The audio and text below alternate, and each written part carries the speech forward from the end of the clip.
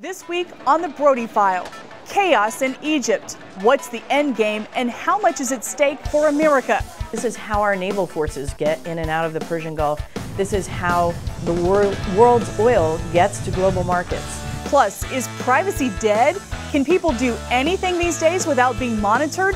The Brody File's Jenny team investigates. People don't know what information these devices might be sending off about them. Also looking ahead to the midterm elections, the fight to turn Texas blue.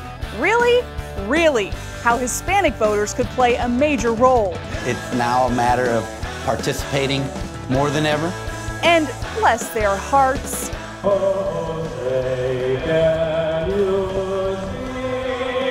We'll hear how patriotism ain't always pretty. It's all coming up in this special edition of the Brody File as Jenny in the B Block, that's me, stages a coup. You go, girl! This week, I'm taking over all of Brody's blocks. It's history in the making, so stay tuned. You don't want to miss a single moment.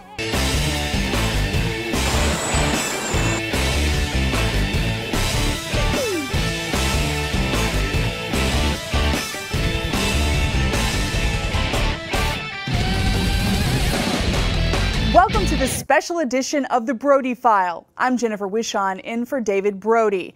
I'm collecting intel on David's whereabouts, more on that to come.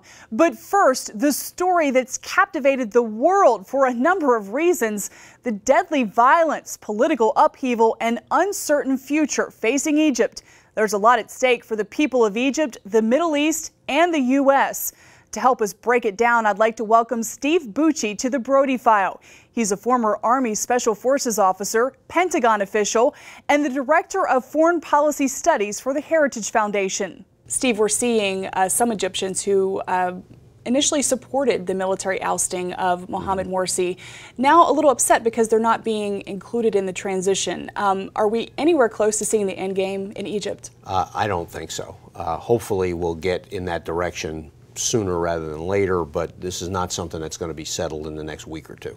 The Egyptian military has arrested several members of the Muslim Brotherhood. There are warrants out for others. Is it dangerous for the military to be isolating the Brotherhood in this way? I think that's an unwise thing for them to do.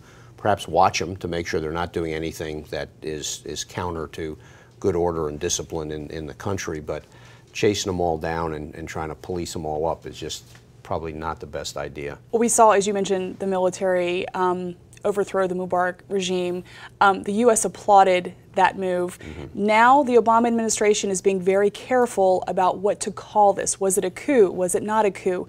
What's the problem with the semantics this time? The semantics are involved with our aid to the country of Egypt. We have laws on our federal books that say if there is a military coup, and it specifically says coup, that there is a requirement to cut off our foreign aid to that country. I think the president in this case is being wise to hesitate a bit before he makes the semantic decision as to what to call it, because this is not a very cut and dry situation.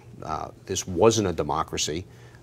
We had hoped it was going to go that way, but it was not. Morsi was taken in an undemocratic direction.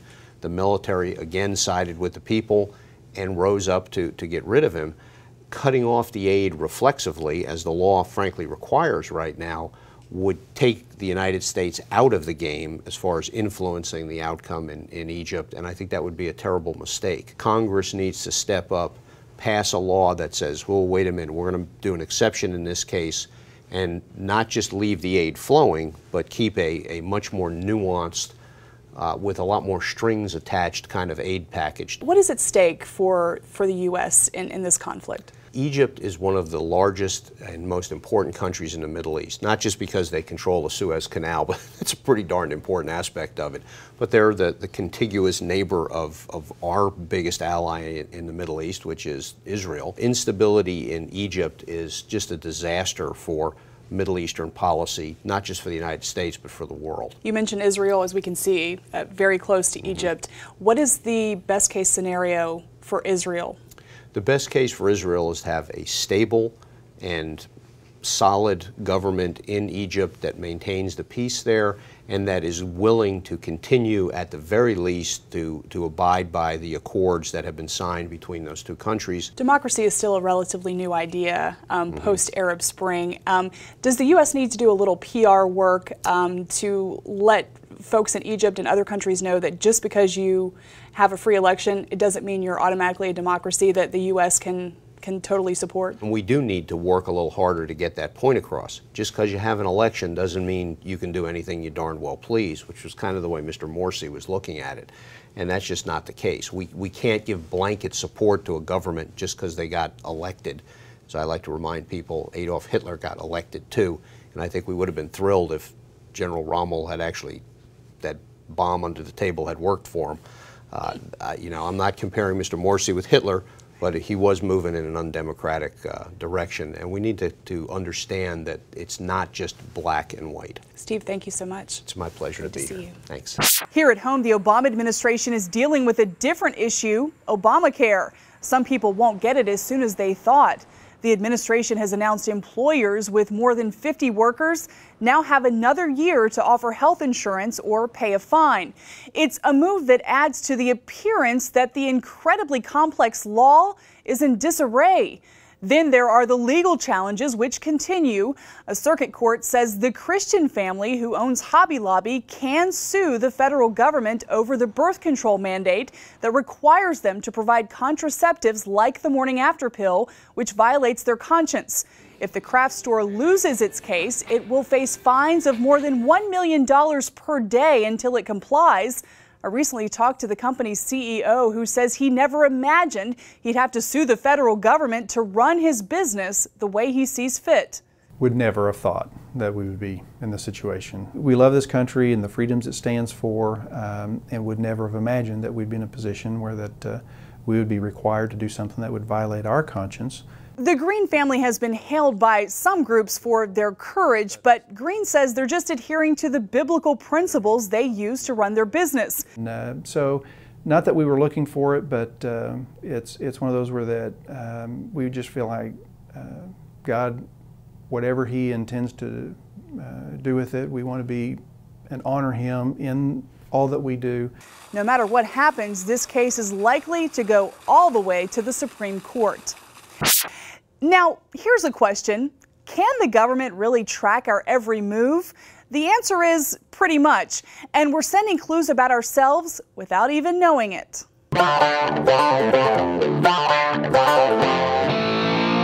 If you go to the mall to buy a new outfit, go home and log into a website, then hop into your car with your smartphone to take a road trip, you wouldn't expect those things to be logged about you in cyberspace, but they probably are.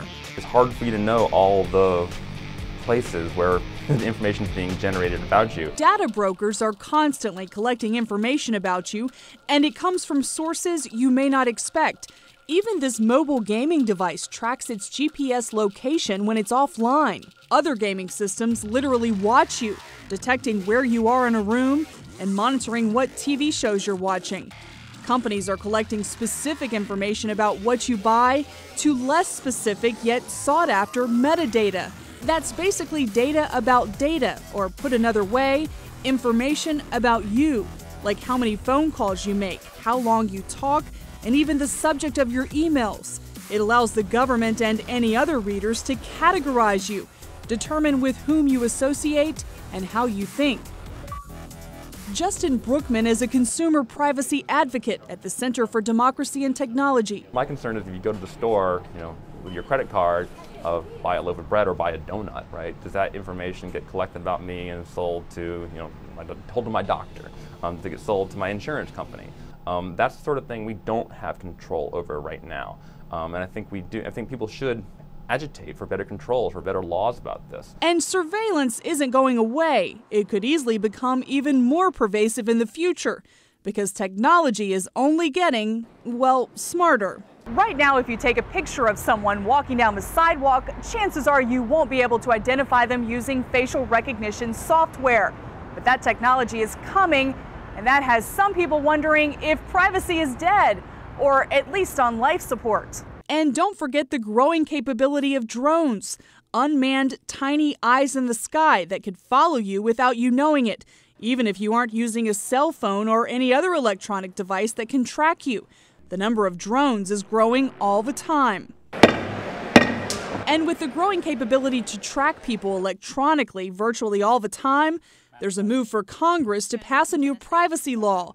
But it's a fine line to legislate. The key is going to be have these smart devices working for us and not against us.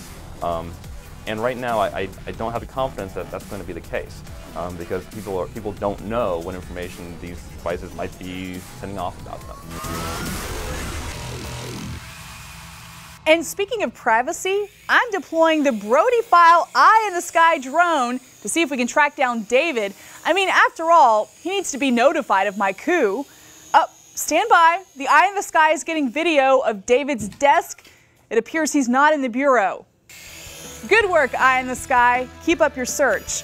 All right, when we come back, remember this embarrassing debate flashback from 2012? I would do away with the education,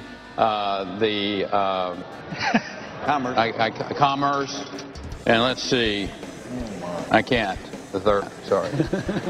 Oops. Now fast forward to 2016. Is Texas Governor Rick Perry preparing another run for the White House? Plus, could the Lone Star State really ever turn blue? And later, an exclusive Brody File interview with the Republican some conservatives love to hate. Life can be tough. There are challenges for all of us. Jesus told us to pray for one another, and that's exactly what we want to do. On 700 Club Interactive, we use technology to bring Christians together to pray for each other. Meet others just like you and talk or share with them in real time. Watch God work miracles in people's lives. Be part of 700 Club Interactive, weekdays at 11 a.m. on CBN.com. We asked CBN.com users how we could make our website easier to use, and we listened. This is really easy to read and move through. The information opens up a whole lot quicker. Yeah, it's much faster. There's everything I'm interested in right here. The click of a mouse. The new CBN.com has been redesigned, making it faster to find your favorite 700 Club stories, musical guests, our online community, and special features. Anyone can enjoy this new site. Visit the new CBN.com today. Welcome back to the Brody File. A political shakeup in the great state of Texas. Republican Governor Rick Perry has announced he will not seek re-election in 2014. You know, he's been governor since 2000, making him the longest serving governor in the state. But he may be leaving at a good time. A recent poll shows Perry losing popularity in the state, with 60% of voters saying he should not seek re-election. 30% say he should. Perry's decision leaves the door wide open for another possible presidential run in 2016. But at this point, all he's saying is he'll announce any future plans in, quote, due time.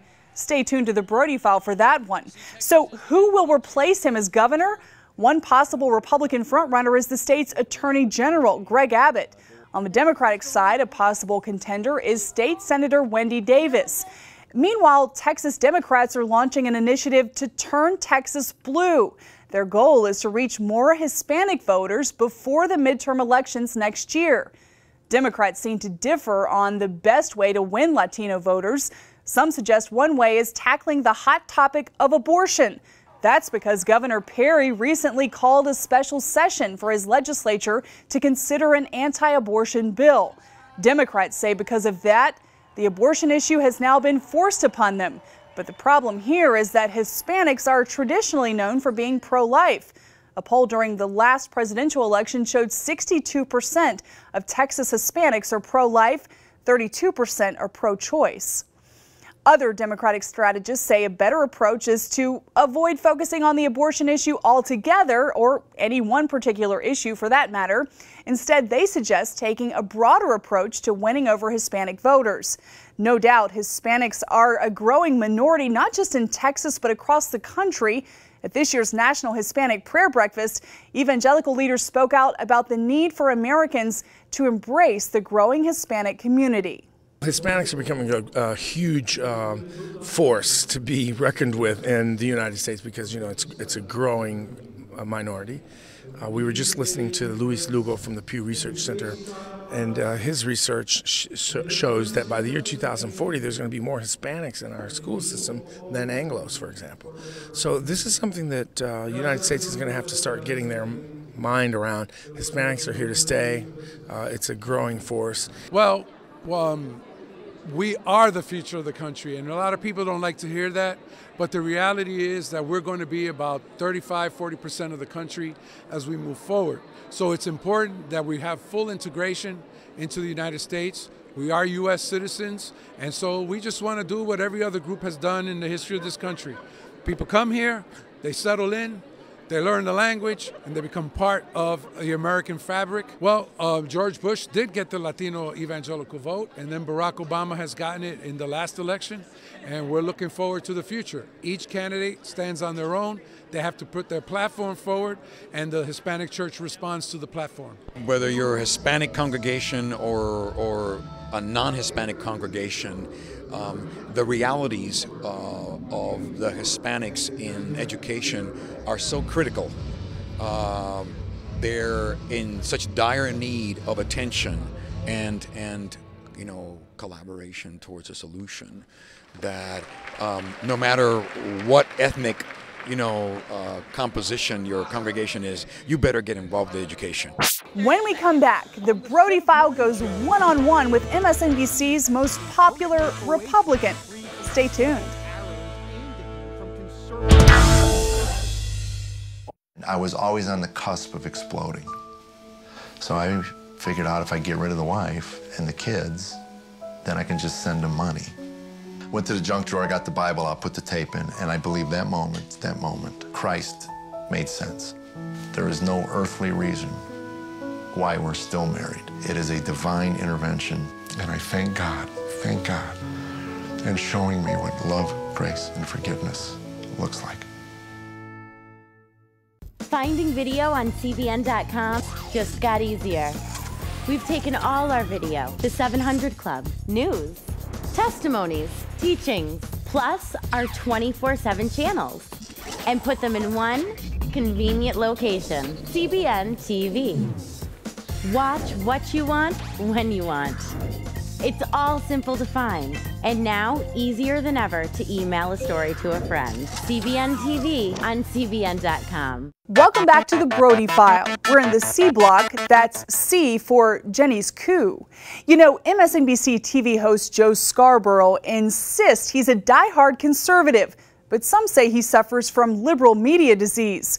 We sent David Brody, a.k.a. Davey, in this week's C Block to talk to the congressman turned anchor on the set of his popular show, Morning Joe. On the set of Morning Joe, Scarborough is at ease, a virtual oasis free from the political arrows aimed at him from conservative media circles. On MSNBC, the biggest idiot of them all, Joe Scarborough. Boy, have you taken hits, slings and arrows. And it's something Scarborough may laugh about, but he's also fighting back. They're bullies. Punch them in the face, and they back off. Being criticized by fellow conservatives is unusual for Scarborough. During the 1990s, he represented one of Florida's most conservative districts, and he helped deliver a balanced federal budget. Nowadays, he speaks about a reliance on God Almighty, something the evangelical host believes in wholeheartedly. He grew up as an active Southern Baptist, whose faith journey became even stronger in high school. Faith in the God that was revealed in the Sermon on the Mount is the perfect antidote to the meism of our time. And it is his faith that got him through some rough times. He resigned from Congress after only 6 years because of challenges at home. One of his sons, Andrew, has a slight form of autism. The other, Joey, emotionally needed his Washington, D.C.-based father present back at home. He just said, Dad, I need you at home. We went to a family counselor, and the family counselor said, you can either come to Pensacola or your son can go up to Washington, D.C., but if you don't do that, bad things are going to start happening. Something needs to change. Something needs to change. I always tell people it was the hardest decision I ever made, but it was the easiest decision I ever made. Today, Scarborough is dealing with a different issue, being the punching bag for conservatives on the far right. I have committed the unpardonable sin of not judging people for what they believe. It drives diehard conservatives nuts that he's chummy with liberal politicians, including many within the Obama administration. But Scarborough, who grew up in the church and likes to quote scripture, offers this biblical parallel. Jesus didn't hang out with the religious leaders. He didn't hang out with the people that patted him on the back. He hung out with the tax collectors. He hung out with those that others had contempt for. Adding more fuel to the fire, the Newtown Massacre. For the sake of my 4 children and yours, I choose life and I choose change. That really stoked the flames when the guy with a stellar NRA rating softened his position on gun control, leading to on-air arguments with conservative lawmakers. I'm asking. That's the reality here. It's not a gun problem. It's not There's a gun person problem. doing that. Oh, really? Scarborough says any battle that he has with the right is about how to win elections. He contends those siding with screaming radio talk show hosts won't be part of the winning ticket. Most of these guys couldn't get elected dog catcher. Getting a big audience on radio and winning elections, those are 2 completely different things. But the millions who tune into these shows label Scarborough as a dreaded rhino, Republican in name only. I may be a rhino in that in 2013, I am focused on winning. Ronald Reagan was conservative ideologically. He was moderate temperamentally. If we're going to ever get back into the White House, if we're going to win the suburbs of Philadelphia, if we're going to win the Florida I-4 corridor, if we're going to win the suburbs of Columbus, Ohio, we've got to understand that we've got to reach out to people who don't usually vote Republican. Despite this tough love for conservatives, Scarborough calls out the other side too, whether it's reprimanding top Democrats, Barack Obama and Nancy Pelosi and the Democratic Party are out of touch, or fighting with top Obama aides. Don't shift this to me. Answer my question. And Scarborough will call out the media too, like when there was initial reluctance to link the Boston Marathon bombers to Islamic terrorism. Can you imagine if those bombers were right-wing extremists like McVeigh? Right. We would still be hearing about it today. Whenever I'm pulling my hair out because I think the media is being too liberal and too biased, I just, as a reflex, as a conservative, I turn to Fox News. I watch Fox News, and I'm like, it's like I've jumped into a warm swimming pool. Actually, the water analogy works pretty well when talking about 4 a.m. wake-up calls and the 6-year grind of morning television. You should see Tom Hanks' Castaway, and I kind of feel like I'm on that raft, and it always knocks me back. But the waves haven't stopped him from hosting a very popular cable morning show that helps set the political discussion in America. The influencers watch this show. And they do so because of Scarborough's ability to come across as a reasoned conservative on an intentionally liberal-minded network. And we're back in a moment with the Star-Spangled Banner like you've never heard it before. Welcome back to the Brody File. It's now time for the Oy Vey moment of the week. And while I do speak Yiddish from time to time, if you haven't noticed, I'm not Jewish. What I am is a Southern girl, and in the South we like to say, bless your heart.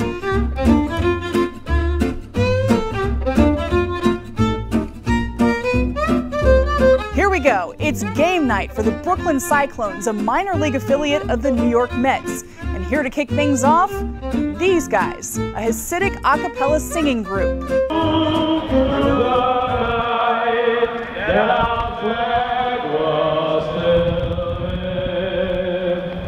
Yes, the flag still waved after this tribute. The backup singers seem to kind of know the words, but the leader not so much. He's reading the lyrics off his smartphone.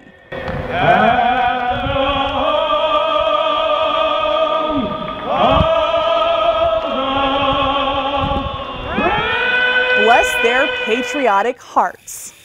Well, that's all the time we have this week. Oh, wait, I'm getting intel from the Brody File spy drone. He has a visual on David. Oh, he's eating a pastrami at Katz's Deli in New York City. Just the Jewish thing to do on vacation in the city. Well, the Ginny team hopes David's having a lot of fun.